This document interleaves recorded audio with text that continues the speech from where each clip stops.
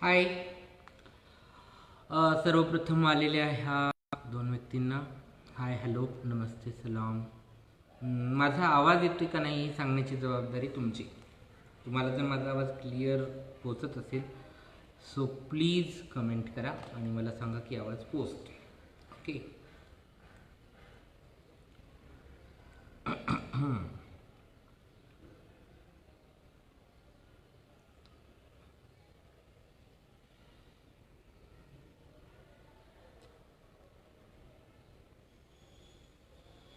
हाय. अजून एक व्यक्ती वाढलेली आहे कोणतरी. इथे जॉईन झालेल्या व्यक्तीने दिसत. हां, आता दिसतील होतं.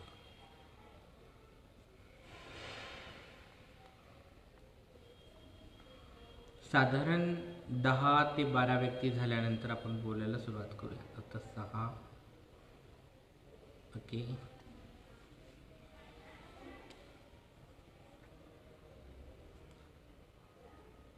हाय. जेवढे आलेत तेवढ्या सगळ्यांना माझा आवाज येत असेल अशी अपेक्षा बाळगते. तुम्ही जर तुम्हाला आवाज येत असेल तर प्लीज रिप्लाय करा. Okay. Shekhar, thank you so much, धन्यवाद.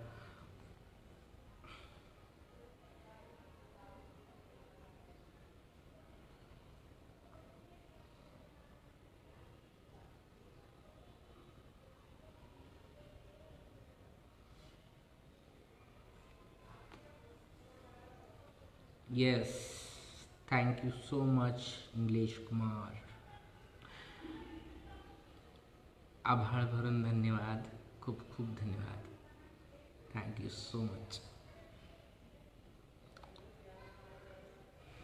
आणि आता आपण लवकरच सुरू करणार आहोत बोलायला. अजून 3 व्यक्ती आपल्याला गरजेच्या आहेत. Okay. Nikita, thank you so much.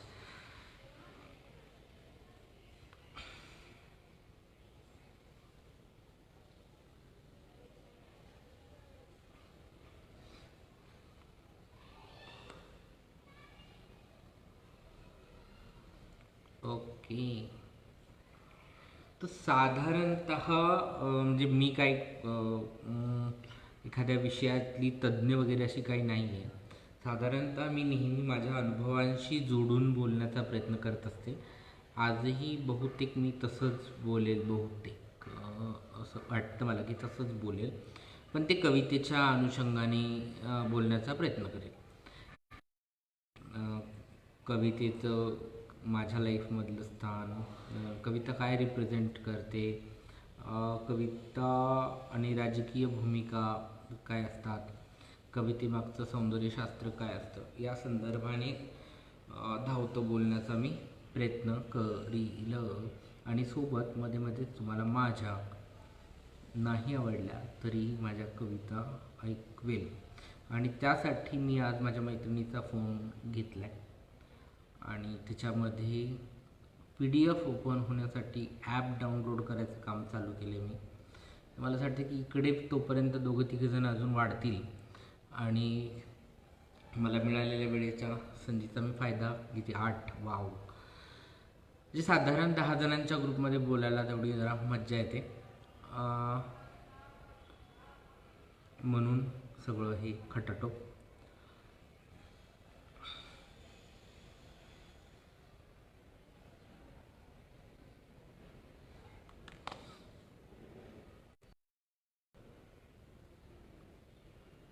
Yes, screenshot घेतला, मला भारी वाटलं. मीच मला. ओके. मला नाही वाटत तिथून पुढे आकडा वाढेल, सो आपण सुरू करूया.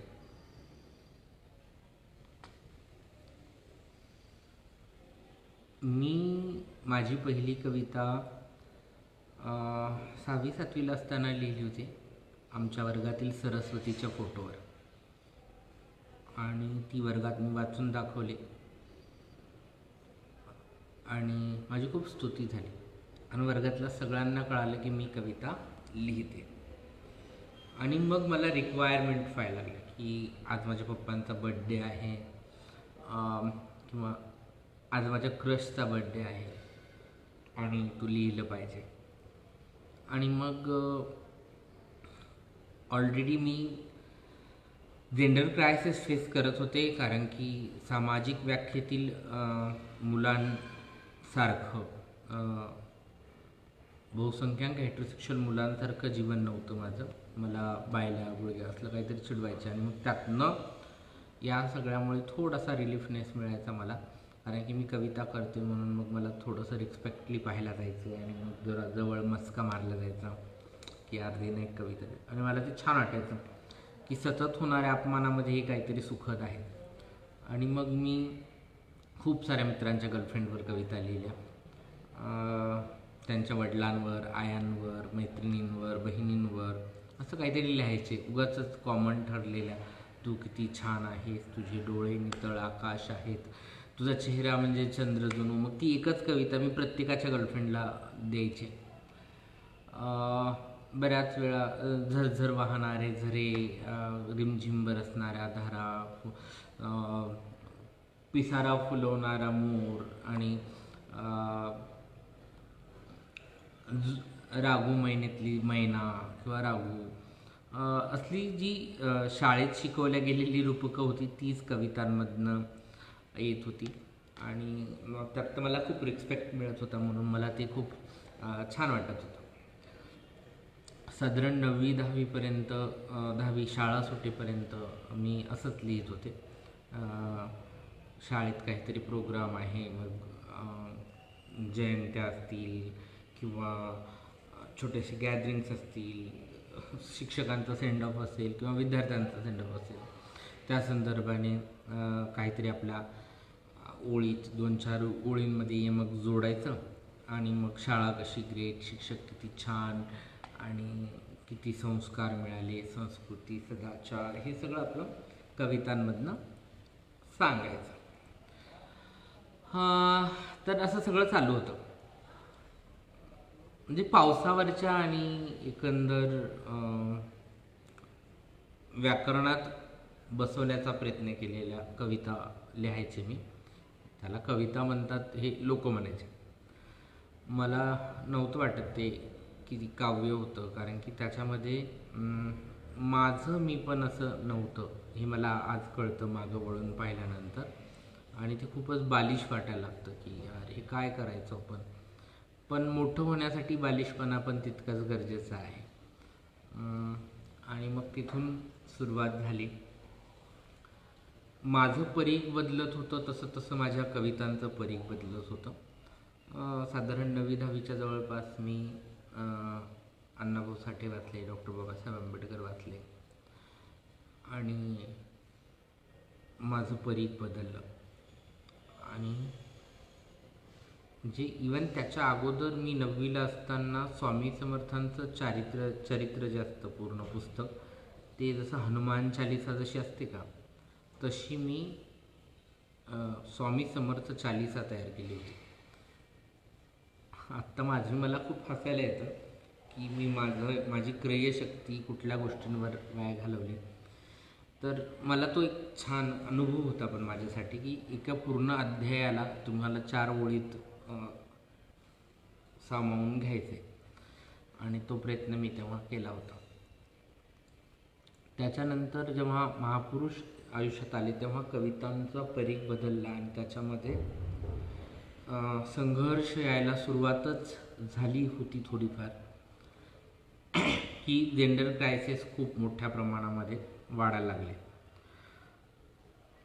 आणि ह्या वाढत्या जेंडर क्रायसिसमुळे मग थोडंसं लिखाणाला फुल स्टॉप लागला. त्याच्यानंतर बरेच दिवस मी शांत होते, जेंडर आयडेंटिटीसोबत स्वतःला स्वीकारत होते. ते स्वीकारल्यानंतर मग माझ्या कविता परत सुरू झाल्या. म्हणजे जोपर्यंत माझ्या लाईफमध्ये काहीतरी थांबलेलं होतं तोपर्यंत माझ्या कविताही थांबलेल्या होत्या. आणि जेव्हा मी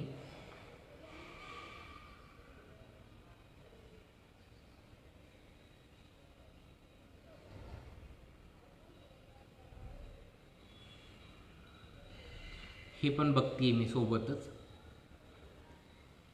ओके.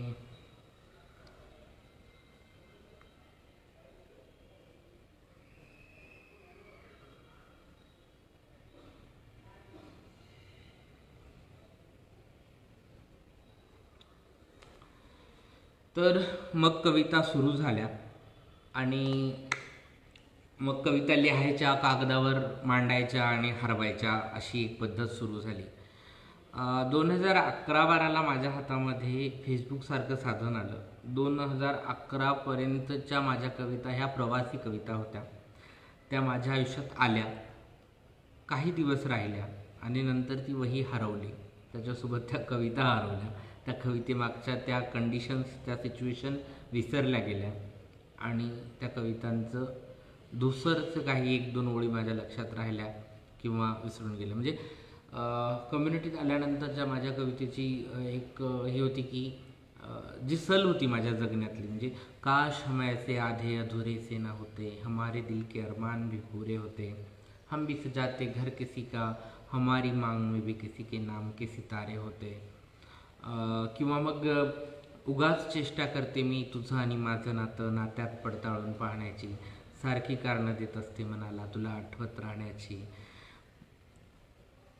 प्रेम म्हणू याला तर या जगात जागाच नाही तुझं आणि माझं प्रेम असण्याची, उगाच कारणं देत असते मनाला तुला आठवत राहण्याची. हा अशा काही ओळी मी लिहित होते, ज्याच्यामध्ये ॲक्च्युअल मी त्यावेळी त्या कंडिशनला मी जे फेस करत होते, जे अनुभवत होते, तेच त्यातनं लिहायला सुरुवात केली होती मी. किंवा पाऊस आला की प्रवासी नाईलाजाने एखाद्या भिंतीच्या आडोशाला थांबतो आणि त्यामुळे भिंतीने स्वतःला घर पण आल्याच्या भ्रमात राहू नये, कारण की पाऊस थांबला की प्रवासी स्वतःच्या घरी निघून जातो, भिंतीला मात्र पुढचा पाऊस आणि पुढचा प्रवासी येईपर्यंत वाट पाहावी लागते. असं काहीतरी एक अर्धवटपण किंवा स्वतःच्या मनाला समजून सांगण्याची एक खोटी धडपड अशी चालू होती माझ्या कवितांमधनं. कविता, त्याला कविता म्हणतात हे मला खूप नंतरच्या टप्प्यात माहिती पडलं, अगदी 2014च्या जवळपास काहीतरी. तोपर्यंत माझ्यासाठी ती अभिव्यक्ती होती, व्यक्तता होती माझ्यासाठी ती, आणि मी ती व्यक्त होत होते. आणि या सगळ्या कवितांच्या ओळीनं जेव्हा फेसबुकसारखं डायरी मिळाली मला, फेसबुकसारखी अशी डायरी की जी मी लोकांना वाचायला पण देऊ शकते आणि ती माझ्यापासून चोरली पण नाही जाऊ शकत, शिट, तोडूनच टाकलं कानातलं. येस, थोडीशी ओके. सो मग फेसबुकवरनं जेव्हा लिहायला सुरुवात झाली तेव्हा लोकांपर्यंत पोचता यायला लागलं आणि लोक त्याला सराहना करायला लागले की वाव, छान लिहितेस, वेगळं काहीतरी आहे, छान वाटलं, असं लिहित होते. मग त्याच्यानंतर मला असं वाटतं की मी खूप दिवस असं संसार आणि संसाराशी रिलेटेडच लिहित होते, ज्याला फारसं काही महत्त्व नव्हतं. पण जेव्हा ब्रेकअप झालं लाईफमध्ये, तेव्हा त्या ब्रेकअपची समीक्षा करायला लागले मी. खूप सारं दुःख होतं आणि खूप समजदारीने केलेलं ब्रेकअप होतं ते. आणि त्या समीक्षेतनं जे शब्द यायला लागले समोर, त्या प्रेमाच्या समीक्षेला ज्या वाक्यांमध्ये मी मांडायला सुरुवात केली, त्यातनं जे तयार झालं त्याला लोक कविता म्हणत होते. आणि माझ्यासाठी ते माझं व्यक्तित्व होतं, माझी व्यक्तता होती, ती कविता नव्हती. मी फक्त माझ्या भावना मांडत होते, असं काहीतरी चाललं होतं. त्यात त्या काळामध्ये मला असं वाटतं की सर्वात पहिले काहीतरी माझी भो नावाची एक कविता होती, भाऊ फोटोवर जाऊ नगस नावाची कविता होती. भाऊ फोटोवर जाऊ नगस ही मी फेसबुकला लिहिलेली कविता होती, कारण की खूप सारे लोक त्या टायमाला अचानक फेसबुकच्या माझ्या अकाउंटला अट्रॅक्ट व्हायला लागली होती आणि खूप सारे इनबॉक्सात येऊन विचारायचे की मग तुम्ही महिला आहात का, मग महिला नाही आहात तर तुम्ही कसे, तुमचं सेक्शुअल लाईफ काय आहे, तुमचं पार्टनर आहे का, मग तुमचा इमोशनल लाईफ कसं आहे, खूप सारे प्रश्नांचा भडीमार व्हायचा. त्यातनं बरेच लोक सेक्शुअल अप्रोच पण करायचे की तुला इंटरेस्ट आहे का माझ्यात वगैरे, असल्या गोष्टी व्हायच्या. आणि मग त्या सगळ्यांना सरसकट उत्तर देण्यासाठी मी काहीतरी लिहिलं होतं, ते तुमच्यासमोर सादर करते. भो, फोटोवर जाऊ नकस. भो, फोटोवर जाऊ नकस. म्या तुझ्या व्याख्येतली बाई नाय, तृतीयपंथी हाय मी. काय म्हणतोस? समजलं नाही का तुला? अच्छा ठीक आहे, सोप्या भाषेत सांगते. अरे हिजडा म्हणतात मला. वाईट वाटू देऊ नकस. मला पण वाईट वाटत नाही हल्ली. अरे ओळख आहे ती माझी. अनहोय, लई लवकर शाळा सोडली म्या. अनहोय, लई लवकर शाळा सोडली म्या. शाळेत शिकले होते कधी याचाही काही पुरावा नाही बघ माझ्याकडं. नकोय पण मला तो कागदाचा शिक्का. इकत पण भेटतोय म्हणा बाजारात. काय कामाविषयी विचारतोस होय? भीक मागते बाजारात. काय कामाविषयी विचारतोस होय? भीक मागते बाजारात. देवी देवतांच्या आणि पीर फकीरांच्या गाभाऱ्यात नाचते सुद्धा. का म्हणून विचारतोयस परत? अरे पिढ्यानपिढ्या मपल्या त्याच्यातच, म्हणून मी पण तेच करते. तू म्हणतोस ना तशी नोकरी सुद्धा केली बरं का मी. हिशोब बसला नाही बघ आयुष्याचा. ऐकत राहा. ते पण हिशोब बसला नाही बघ आयुष्याचा. ऐकत राहा. ते पण पुरुष नावाच्या जनावरापासून नेहमी वाचत राहा. त्यात नाही वाचलं की शिकार होते बघ.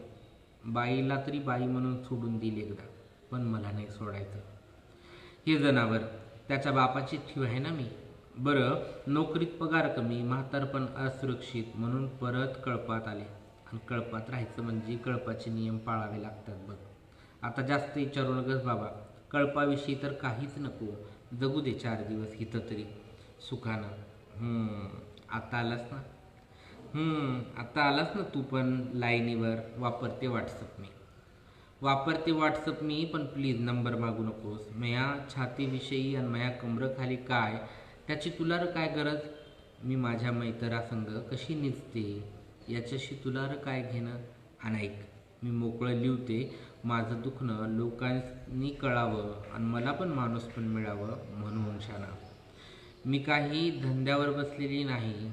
असती बसलेली तर तुला मवा रेट बी सांगितला असता आणि तुझ्या पैशाचा मोबदला पण दिला असता. कष्ट लागतात र भाऊ त्या कामाला वे. माफ कर, जरा जास्तच बोलते नाही. मला मित्र हवेत, पण हे समज नकोय. मित्रा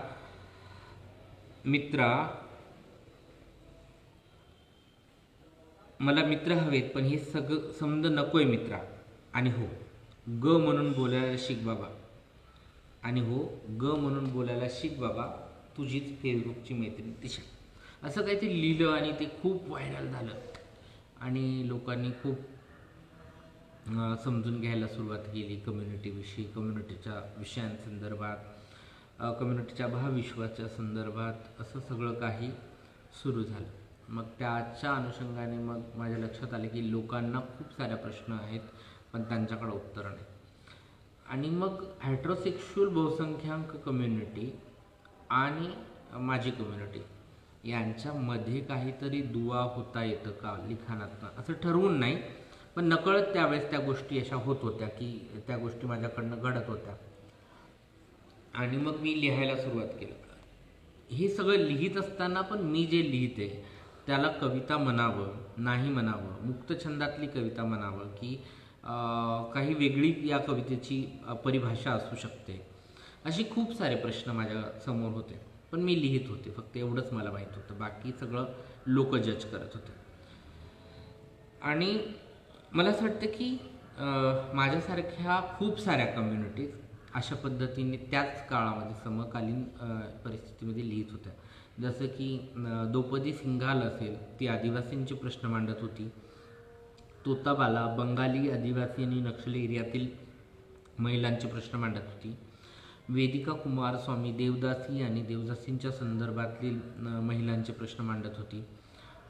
अजून एक लेखिका होती जी समलैंगिक महिलांच्या भावविश्वावर आधारित लिहित होत्या. आणि हे सगळं कुठंतरी माझ्या आजूबाजूला मलाही जाणून मिळत होतं. मला असं वाटतं की माझंही जगणं त्यात आलं पाहिजे माझ्या कवितेत. तर मला असं वाटतं की कविता ही जगणं येण्याची गोष्ट आहे.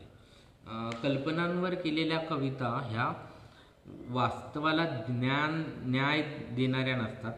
तर कविता हे माध्यम मुळात मोठी गोष्ट खूप छोटी करून आणि तितक्याच प्रतिभेने आणि प्रगल्भतेने आणि प्रभावशाली पद्धतीने लोकांसमोर मांडण्याचं एक माध्यम माझ्यासाठी कविता होतं. आणि त्या कवितेच्या माध्यमातून मला माझं सौंदर्यशास्त्र उभं करण्याची संधी मिळाली. कारण की हेटेरोसेक्शुअल लोकांच्या सौंदर्यशास्त्रामध्ये माझ्या सौंदर्यशास्त्राची रचनाच नव्हती. म्हणजे माझा प्रियकर माझ्या चेहऱ्याला चंद्राची उपमा का देईल, किंवा त्याला माझ्या गालावर उगवणाऱ्या दाढीचे जे केस आहेत ते त्याला कसे वाटतील, माझा जो पुरुषी चेहरा आहे थोडाफार तो त्याला कसा वाटेल त्याच्या कवितेमध्ये, किंवा त्याला माझं बाईपण किंवा माझं अस्तित्व तो कशा पद्धतीने स्वीकारेल, त्याचं अस्तित्व माझ्या आयुष्यात काय असेल, आमचा संसार कसा असेल, आमच्या संसाराच्या संकल्पना काय असतील, आमच्या प्रेमाच्या संकल्पना काय असतील, काय हवं असेल मला माझ्या जोडीदाराकडं, हे सगळं कुठल्याही आधीच्या साहित्यामध्ये मला लिहिलेलं दिसत नव्हतं. कुठलेही या संदर्भीचे क्रायटेरिया बघायला मिळाले नव्हते. कुठल्याही कवितेमध्ये त्या विश्वाला कुणी गोंदले याचीही कल्पना येत नव्हती. सारं काही खूप उथळ उथळ होतं. तृतीयपंथीयांबद्दल, हिजड्या समूहाबद्दल बरंचसं, म्हणजे ही भाषाच पूर्ण जेंडर बायस आहे. मराठी भाषाच पूर्ण जेंडर बायस आहे. त्याच्यामध्ये म्हणजे हा तृतीयपंथी शब्द घेऊयात फक्त, तर हा तृतीयपंथी शब्द सांगतो की कुणीतरी तिसऱ्या पंथाचे, म्हणजे समता नाही. काउंट केलं, फर्स्ट कुणीतरी, सेकंड कुणीतरी, थर्ड कुणीतरी. तर असं प्रत्येक ठिकाणी होत होतं की माझा जोडीदार मला ग म्हणेल का रे म्हणेल का दुसरं काहीतरी बोलेल, ग आणि रेच्या मध्येच मी का अडकून राहावं, वेगळं काही असेल का माझ्यासाठीचं. माझ्या रिलेशनशिपबद्दलचं कुणी का मांडत नाही, लिहित नाही, ही सगळी घुसमट होती माझी. आणि ऑलरेडी मीही त्याच घुसमटीतनं, म्हणजे ब्रेकअप होतं, सामाजिक दबावाच्या खाली घेतलेले सगळे निर्णय होते. आणि मग मी विचार करत होते की असं का सगळं. तर असं सगळा विचार करत असताना मी लिहित होते माझ्या मैत्रिणींच्या गोष्टी माझ्या कवितांमधनं, माझ्या गोष्टी कवितांमधनं. त्यातलीच सगळ्यात जास्त लोकांनी उचलून धरलेली एक गोष्ट होती जी मी कवितेत मांडण्याचा प्रयत्न केला होता. ती म्हणजे रेल्वेत भीक मागायची ती. रेल्वेत भीक मागायची ती, एक डोळा पूर्ण आंधळा तर दुसऱ्या डोळ्याने धुसर दिसायचं तिला. रेल्वेत भीक मागायची ती, एक डोळा पूर्ण आंधळा तर दुसऱ्या डोळ्याने धुसर दिसायचं तिला. सकाळीच आरशासमोर उभी राहिली, स्वतःलाच पाहून अर्ध आंधळ्या डोळ्यांना पाणी आलं तिच्या. तरी स्वतःला सावरत न दिसणाऱ्या डोळ्यातही काजळ लावून त्यावर काळा गॉगल लावला आणि ओठाची लिपस्टिक डार्क करत स्वतःशीच हसली ती. नेहमीप्रमाणे स्टेशनच्या आउटरला थांबून चालती ट्रेन धरली. गाडीत चढल्यावर मुठीत धरलेला जीव अलगद सोडला तिने. सिनेमातली गाणी म्हणत, तरुण पुराणांची मस्करी करत, दिले नाही कुणी तर त्यांचा गालगुच्चा घ्यायची ती. मस्त हसण्याचं सोंग घेऊन चालू होतं तिचं काम. आतली धाकधूक लपवून जगण्याची कला चांगलीच जमायची तिला. ए मादर चोद, काय चालू आहे? आवाज ऐकताच ती दपकली. हातातले पैसे अगोदर छातीत लपवत स्वतःला सावरलं तिनं. काय झालं साहेब? मी तर प्रेमानेच मागते. विचारा की लोकांना. मेंचोद, लय नाटक झाले तुझे, चल साईडला, त्यानं असं म्हणत रपकन दांडा ठेवून दिला पायावर तिच्या. लोक तोंडाकडे पाहत होते पण कुणीच काही बोलायला तयार नाही. रडत हतबल होऊन साहेबांच्या मागे गेली ती. त्यानं रेल्वेच्या शौचालयात कोंबलं तिला आणि तोही आत गेला. लोक एकमेकांच्या तोंडाकडे पाहत होती आणि आत जीव मुठीत घेऊन उभी होती ती. चल कपडे काढ. नको साहेब. टाकू का आतमध्ये तुला? उद्यापासून एक पण दिसणार नाही तुमच्यातलं स्टेशनला. असं नका करू साहेब, HIV आहे मला. असं नका करू साहेब, HIV आहे मला, असं म्हणून रडायला लागले ते. ठीक आहे, खाली बस मग. माझ्या तोंडाला पण इन्फेक्शन आहे हो साहेब. उगा थोड्यासाठी तुमचं आणि तुमच्या तिचं पण जीव धोक्यात का घालता? असं म्हणत डोळे पुसले तिला. ठीक आहे ठीक आहे, चल हाताने तरी करून दे. आता पळवाट नव्हती. करावं लागलं ते डोळे झाकून तिला. स्टेशन आलं. पॅन्ट सावरत साहेब खाली उतरला. ती मात्र आत्मसन्मानाचं प्रेत पदरात लपवून उतरली, डोळ्यातल्या पाण्यावर चष्मा चढवला आणि परत एकदा लिपस्टिकचा रंग डार्क केला तिने. हे हे कुणी हे शोषण जे होतं, हे जे उत्पीडन होतं, ह्या ज्या भावना होत्या, हे कुठल्या कवितेत येताना दिसत नव्हत्या. म्हणून मी लिहायला घेतलं आणि मला तेव्हा जाणीव झाली की कविता हे माध्यम बहुतेक याच कामासाठी असायला हवं, ज्यातनं अव्यक्त झालेल्या भावनांचं भावविश्व कमी शब्दामध्ये लोकांपर्यंत पोहोचवता येईल. प्रस्थापित ठराविक रूपकांच्या पुढे नेऊन कवितेला मोठं करता येईल. आणि मी ज्या पेजवरनं बोलते त्या शब्दावरनं मला खूप सुंदर सुचलं होतं, फुंकर. तशी ही दुहेरी काम करते. म्हणजे जर तुम्ही चुलीत फुंकर मारली तर चूल पेटते आणि जखमेवर फुंकर मारली तर जखम निवते, थोडंसं बरं वाटतं, गार वाटतं. तर मला असं वाटतं की कविता ही फुंकर आहे. ही जेव्हा तुम्ही विद्रोहाचं साधन म्हणून वापरता तेव्हा विद्रोहाचा अग्नी भडकतो या कवितेच्या फुंकरीने. आणि ही जेव्हा दुखलेल्या जखमांवर कवितेची फुंकर मारता तेव्हा त्या जखमेची वेदना निवते, थंड होते. तर ही कविता त्या फुंकरेचं काम करते. ती फुंकर कविता बनते आणि अशी फुंकर कवितेमधनं लिहिता आली पाहिजे असं मला त्यानंतर वाटायला लागलं. माझ्यासाठी हे खूप महत्त्वाचं होतं. मग मी माझ्या कवितेला आकार द्यायला सुरुवात केली. आकार या अर्थी की मी काही यमकांमध्ये अडकत नव्हते. मला खूप साऱ्या माझ्या मित्रांनी गाईड केलं. खूप साऱ्या मोठ्या माणसांनी पण त्यावेळेस समजून सांगितलं. माझा एक मित्र होता भूषण लोहार म्हणून, पुण्याला असतो तो, आणि त्यानं मला माझ्या ग्रामॅटिकल चुकांपासून ते सगळ्या गोष्टींपर्यंत सांभाळून घेतलं, समजून सांगितलं. आणि त्यांना सांगितलं की तू तुझी भाषा बदलू नकोस. कवितेमध्ये बऱ्याच वेळा तू प्रमाण शब्द टाकण्याचा प्रयत्न कर. तू तुझ्या भाषेत लिहायला सुरुवात कर, किंवा ज्या दिवशी प्रमाण भाषा तुझी भाषा होईल त्या दिवशी त्या भाषेत लिह. तोपर्यंत तू तुझ्यातली भाषा मारू नकोस. अजून एक त्यानं सांगितलेलं सजेशन खूप सुंदर होतं की तुझी कविता फक्त प्रश्न उपस्थित करते, उत्तर देत नाही. आणि कविता फक्त प्रश्नपत्रिका असू शकत नाही.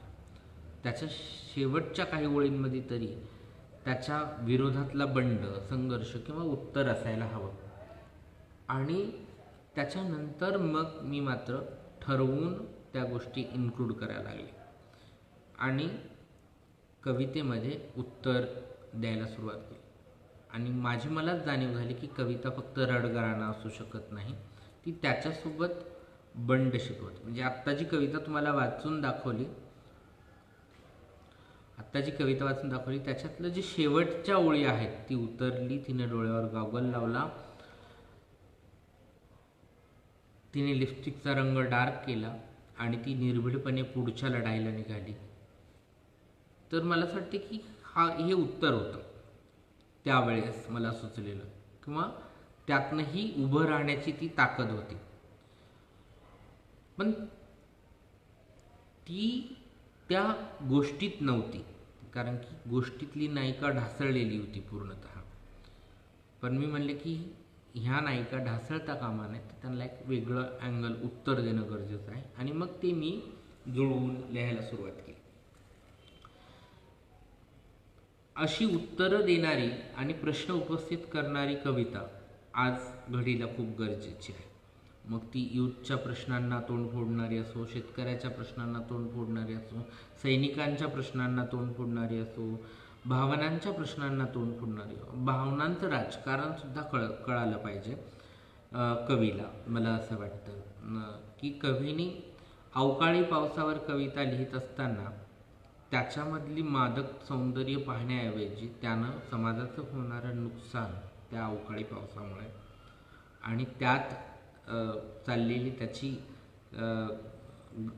त्या शेतकऱ्याची गलबलाट असेल, त्याचा त्याला होणारा त्रास असेल, त्याचं होणारं नुकसान असेल, किंवा महापुरामध्ये शहरं वाहून जात असताना त्या थडग्यात वाहून आलेल्या मऊ मातीवर कविता लिहित असताना त्या मातीला येणाऱ्या त्या थडग्यांचा किंवा त्या प्रेतांच्या वासासंदर्भातही कवितेत जर उल्लेख नसेल तर आपण सोयीस्कर वागतोय असं मला वाटतं.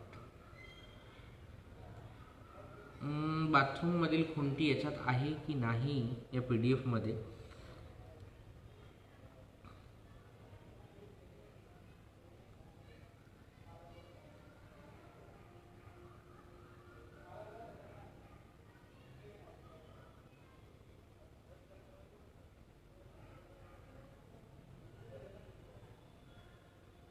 मी शोधती याच्यामध्ये, जसं जसं खाली जाईल तसं.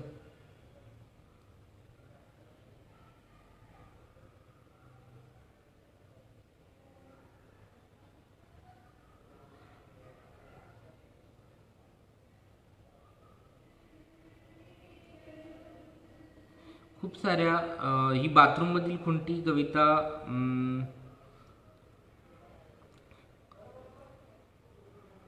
याच्यामध्ये नाही.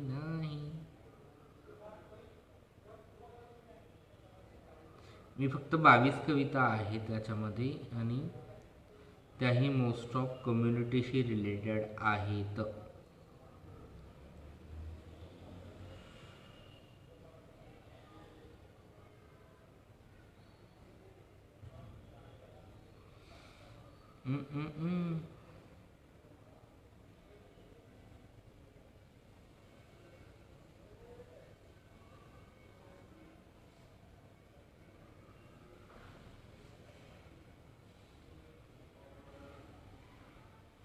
नाही आहे, सॉरी. नेक्स्ट टाइम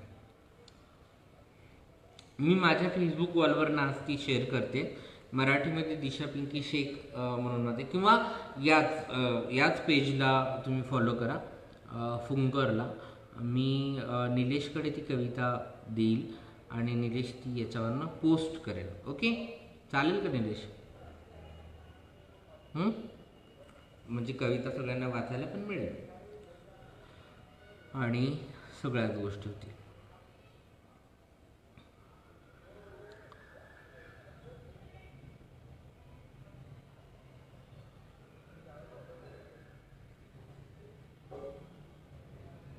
एक छान कविता होती माझ्या सगळ्या कवितांमधली, काय रे झाटूजी. ती मी तुमच्यासमोर वाचून दाखवते. काय रे झाटूजी, राग आला का तुला झाटूजी म्हणण्याचा? आला तरी मला काही फरक पडत नाही, कारण तुझी नाकर्ती प्रमाण भाषा मला अजूनही सन्मान देणारा नवा शब्द जन्माला घालू शकली नाही. तुझ्या लेखी मी छक्का मामू तृतीय पंथी आहे. मग मी तुला सन्मान द्यावा अशी आशा तू का बाळगतोस? म्हणून तू माझ्यासाठी झाटूजी आहे. मला अजून तरी या खालचा शब्द सापडला नाही. मला अजून तरी या खालचा शब्द सापडला नाही. निसर्गाने दिलेल्या जमीन, खनिज संपत्ती आणि सत्तेवर हजारो वर्ष डल्ला मारून बसलेला तू मला जा विचारतोस भीक द्यायला माझ्या बापाची ठेव आहे का म्हणून? उत्तर ऐकायचे तर ऐक. माझ्या बापाची नाही, माझी ठेव आहे तुझ्याकडे, तुझ्या बापाकडे आणि येणाऱ्या पिढ्यांकडे. भिकेच्या नावावर जे देतोस ना ते माझंच आहे, तुझ्या बापाचं नाही. शिक्षण, नोकरी, उद्योगात तू, धर्माच्या दानपेट्यांवर तू, माणसाला माणूस म्हणून मिळणाऱ्या सगळ्या सुविधा रांडच्या भडव्यागत उपभोगणाऱ्या तू माझ्या वाट्याला येणाऱ्या रुपड्यावर बोलतोस. तुला शरम कशी वाटत नाही? इन 4 वर्षे झाली माणूस म्हणून मान्यता मिळाली, तर नेमक्या कोणत्या माझात माझी अवकात काढतोस? जे तू देतोस ना हातात त्यातलं निम्म तर तुझे समाजरक्षक भाऊच खातात. त्याला हप्ता असं म्हणतात. त्यावर बोल की काही, की तुला हे माहीतच नाही. इंग्रजांखाली निजून भारताखालचे निकष बांधणाऱ्या गोरधव्या हो, तिथला भिकारी कसे भारे बांधतो हे सांगताना हेही सांगा की तिथला समाज भिकाऱ्यांसोबत पण कसा वागतो. अरे मेलेल्यांच्या टाळूवरचं लोणी खाण्यात तुमच्या पिढ्या गेल्या. फायद्याचं गठोडं अजूनही गांडावून बसला आहेस आणि तू मला श्रमाची पाठ पडवतोस. माझं हजारो वर्षांचं शोषणाचं चित्र तुला दिसत नाही?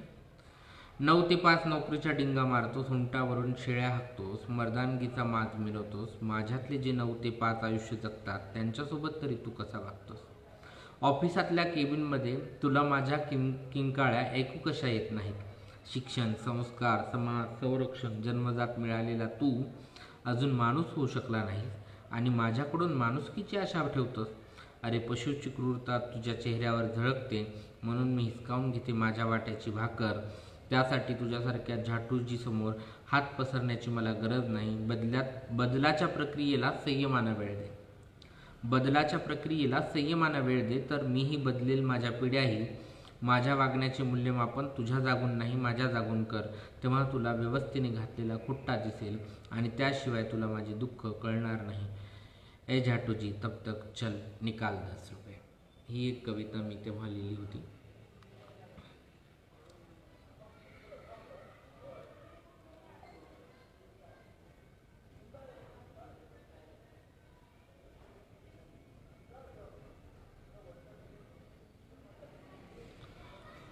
तर असं काही काही लिहित होते. माझ्या फेसबुकला जर तुम्ही गेला तर आता मागच्या 2 वर्षात जसं पॉलिटिकल स्टँड घेतले तर खूप कमी झाले लिखाण. कारण की ह्या कविता जेव्हा मी लिहित होते तेव्हा बऱ्याच गोष्टी करण्याची संधी माझ्याकडे उपलब्ध नव्हती. जी पीडा होती, जो त्रास होता, ज्या वेदना होत्या, त्याला कृतीची जोड नव्हती. कारण की पोटाची लढाई खूप स्ट्रॉंग होती आणि त्याच्यामध्ये मला कृती करायला चान्स नव्हता.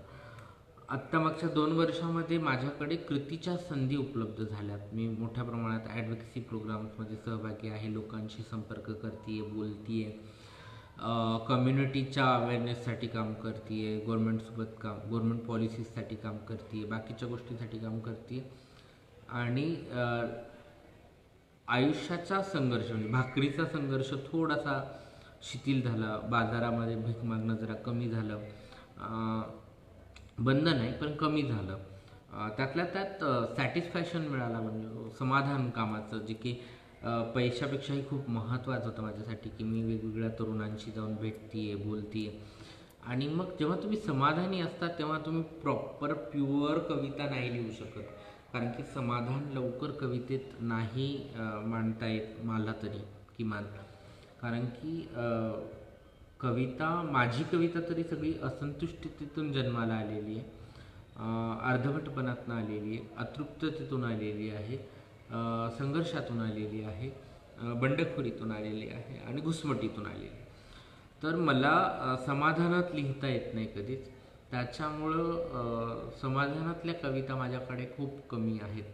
प्रश्न उपस्थित करणाऱ्या आणि भांडण करणाऱ्या सोसायटीसोबत, मनासोबत, परिवारासोबत, या इथल्या व्यवस्थेसोबत, सगळ्यांसोबत भांडण करणारच लिखाण मी माझ्या ह्याच्यातनं केलं. तसं मला तुम्हाला सांगायचं होतं या सेशनमध्ये की तुम्ही कविता कशी असली पाहिजे किंवा कवितेसंदर्भाने आपण कसा विचार केला पाहिजे. पण मला नाही वाटत की मी कधी कुणाला सांगावं असं की असं नाही असं लिहा, असं नाही असं लिहा. प्रत्येकाची भावविश्व वेगळी असतात. फक्त आपलं भावविश्व हे कल्पनेतच गुरफटून राहता कामा नये, त्याला वास्तवाची जोड असली पाहिजे, एवढं मात्र मी आग्रह धरेल. आणि मला असं वाटतं की आभाळातल्या चंद्रापेक्षा चुलीवरच्या भाकरीवरची कविता खूप महत्त्वाची आहे एकंदर साहित्याच्या क्षेत्रामध्ये, एकंदर कवितांच्या क्षेत्रामध्ये, जेणेकरून नवीन पिढीला त्याची जाणीव होईल. दुःखवेदनांच्या कवितांसोबत दुःखवेदनांची कारणं आणि त्यांची उत्तरं सांगणारी कविता नक्कीच येणाऱ्या पिढीला मार्गदर्शक ठरेल. तशी लिहिण्याचा प्रयत्न मीही करते. पूर्णतः सक्सेस नाही आहे मी त्यात, पण नक्की मी प्रयत्न करत असते. बाथरूमातील खुंटी ही किशोर अवस्थेतील आणि जेंडर डेव्हलपमेंटमध्ये इथली पेट्रियार्की आणि बाकीच्या गोष्टी कसं काम करतात त्या संदर्भाने लिहिलेली कविता आहे. तर इथली जात, वर्ण, वर्ग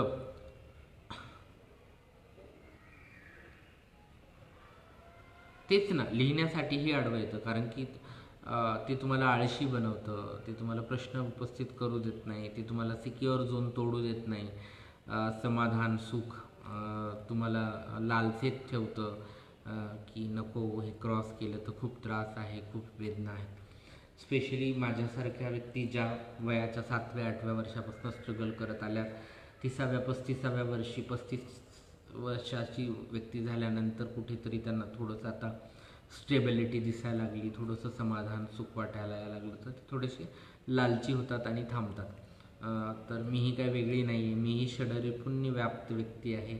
मलाही काम, क्रोध, लोभ, मोह, माया, मत्सर ह्या सगळ्या गोष्टींनी ग्रासलेलं आहे. तर मलाही असं वाटतं की सुख आलं तर लवकर त्याची कास सोडू नये आणि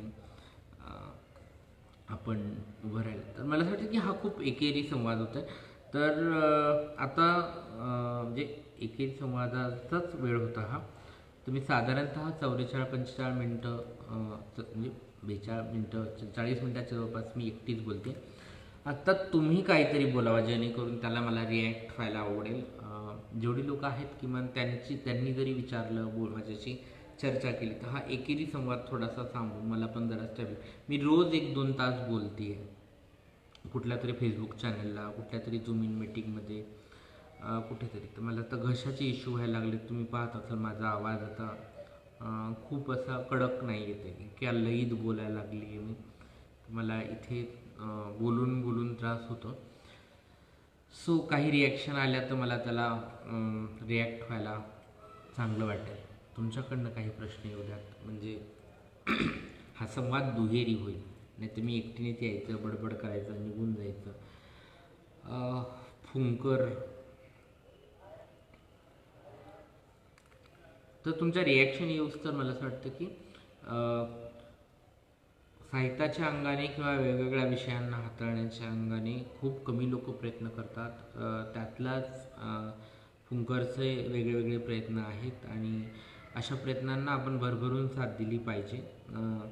कारण की त्याला पैसा लागत नाही, किमान फॉलो करायला आणि सपोर्ट करायला किंवा एखादा प्रोग्राम लाईव्ह येऊन पाहायला, पेजबद्दलच्या एखाद्या अपडेट ठेवायला आणि वेगळ्या पेजेसना आणि वेगळ्या परिवर्तनवादी विचारधारेच्या माणसांना जर आपल्याला पुढं आणायचं असेल तर अशा वेगळ्या कृतींना प्रोत्साहन दिलं पाहिजे.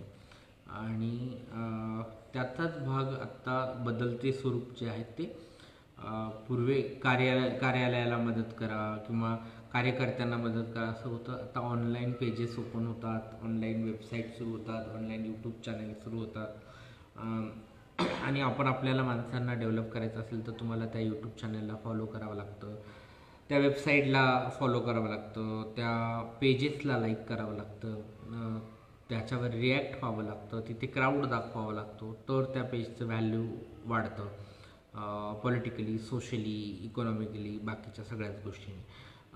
तर फुंकरलाही अशा प्रतिसादाची गरज आहे. तर मला असं वाटतं की तुम्ही सगळ्यांनी त्याला जोडून घेतलं पाहिजे आणि नव्यांना जोडण्यासाठी इन्व्हाइट केलं पाहिजे. तर मी आज काही जणांना इन्व्हिटेशन पाठवेल, पण जवळच्या काही लोकांना पाठवेल. सो मी असं समजू का की मी जेवढी बडबड केली तेवढी तुम्हाला आवडलीच?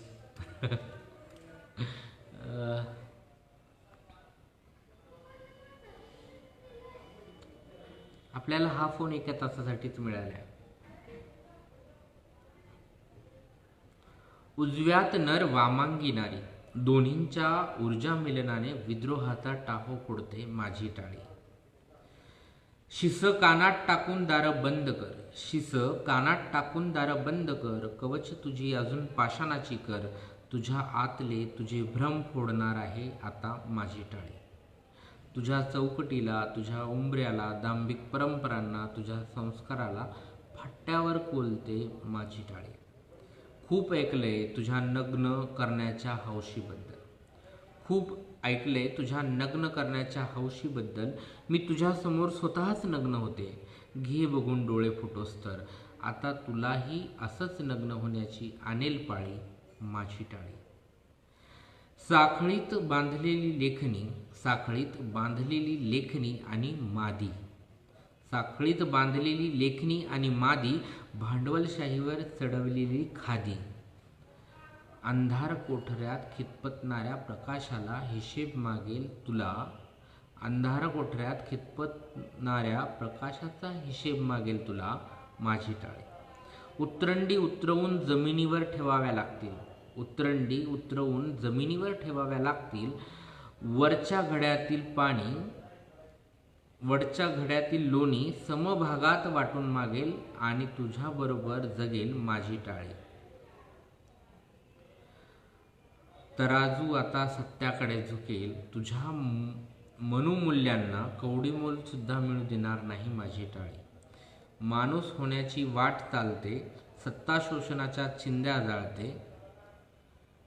क्रांतीच्या मशाली पेटवण्यासाठी, प्रत्येक नरनारीतील हिजडा जागा करण्यासाठी वाजते माझी टाळी.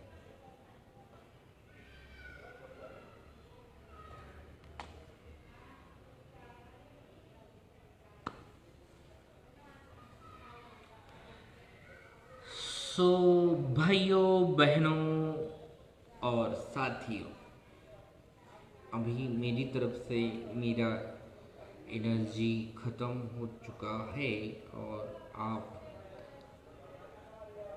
हमें संभाल के लेंगे, यही उम्मीद हम आपसे करते हैं. सो नीलेश जी, आपका क्या कहना है इन सभी बातों के ऊपर?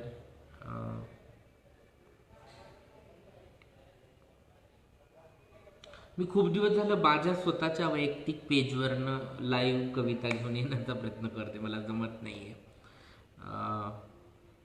पण अशा वेगवेगळ्या पेजेसवरनं मला ती संधी मिळते आणि मी तुमच्यासमोर हजर असते माझं म्हणणं मांडण्यासाठी, आणि तुम्ही ते पचवता, खूप सारं प्रेम देता. माझ्या शब्दांच्या तुलनेत मला महाराष्ट्राकडनं खूप जास्त प्रेम मिळालं. खूप कौतुक केलं सगळ्यांनी, त्याचं खरंच मला बी खूप भारी वाटतं. आणि ह्या भारी वाटण्यानंच कुठेतरी मला थांबवलं. स्तुती पण पचवता आली पाहिजे ना.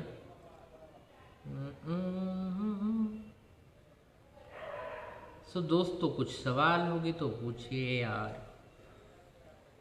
कमी आपल्या कवितांचा रट्टा मारतीये, कविता बोलतीये, माझ्या मनातली भडास काढतीये, और आप कुछ भी नहीं बात कर रहे. वाह सुद्धा म्हणत नाही कोणी, वाह किंवा हा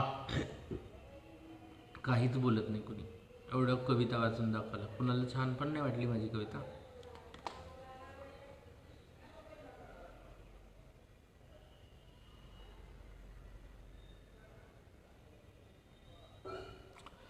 ओके, फायनल कविता वाचते आणि बाय, सी यू. या कवितेने आपण या लाईव्हचा समारोप करतो आहोत. ही शेवटची कविता असेल.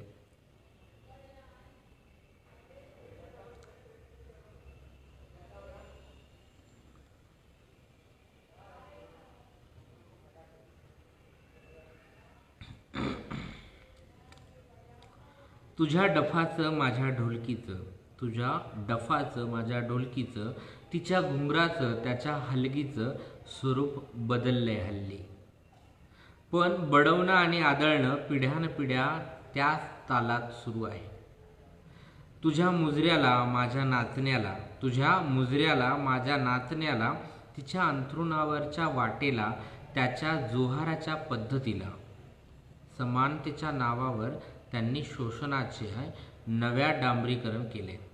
समानतेच्या नावावर त्यांनी शोषणाचे नव्याने डांबरीकरण केले. त्या डांबरीकरणाच्या खाली असलेल्या वाटा जुन्याच, ज्याच्यावरून आपलं चाललंय सुरू आहे, ज्याच्यावरनं आपलं चालणं सुरू आहे. खरं तर जुन्याच वाटांचं डांबरीकरण करण्यापेक्षा नव्या वाटा तयार करण्याची गरज होती. म्हणून लोकशाही जन्माला घातली होती. पण आपली पायवळणी पडलेली वाट सुटू नये, समतेची क्षितिज सगळ्यांनाच भेटू नये, म्हणून त्यांनी जुन्याच वाट्यांच्या खाली सुरुंग ठेवून वर डांबरीकरण केले. आणि आपलं त्यावर समतेचा इमला बांधणं सुरू आहे. मूळ शोध तुझं आणि माझं. तुला फक्त माणूस सापडल, पण त्यासाठी लिंग, जात, धर्म, वर्ण, वर्गाच्या वस्त्रासोबतच संस्कृती, सभ्य, मान्य, अमान्य या शृंगारांचाही त्याग करावा लागेल. तेव्हा मिळेल आवरण नसलेला निसर्ग आणि माणूस. येतोयस का सोबत? माझाही तिकडे जाण्याचा प्रवास सुरू आहे. येतोयस का सोबत? माझाही तिकडेच जाण्याचा प्रवास सुरू आहे. जमलं नाही, कारण की इतर प्रकारामध्ये मी प्रयत्न केला, पण मी दिव्य मराठीला उबळ नावाने कॉलम लिहिला वर्षभर. दर 15 दिवसाला एक कॉलम लिहित होते.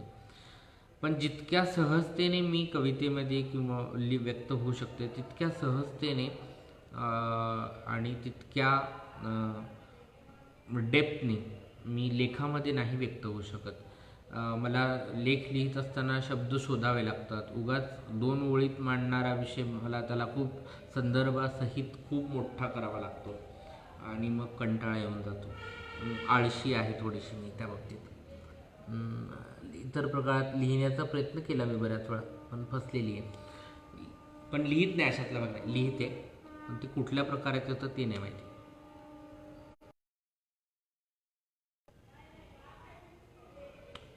थँक्यू.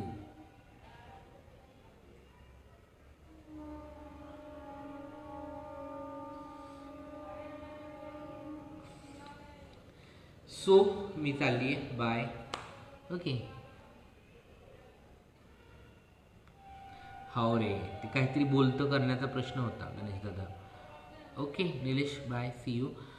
फुंकरच्या सगळ्या टीम आणि ॲडमिन्सना माझ्याकडनं खूप खूप थँक्यू सो मच. सो फुंकर को फॉलो करो, लाइक करो, शेअर करो और सब्सक्राइब करो. अशीच प्रत्येकाच्या आयुष्यात सुखामध्ये फुंकर येऊन विद्रोहाचा बंड व्हावा आणि दुःखामध्ये फुंकर होऊन त्याला आनंद मिळावा, रिलॅक्स वाटावा. बाय. जय भीम. क्रांतिकारक. जय भीम. जिंदाबाद.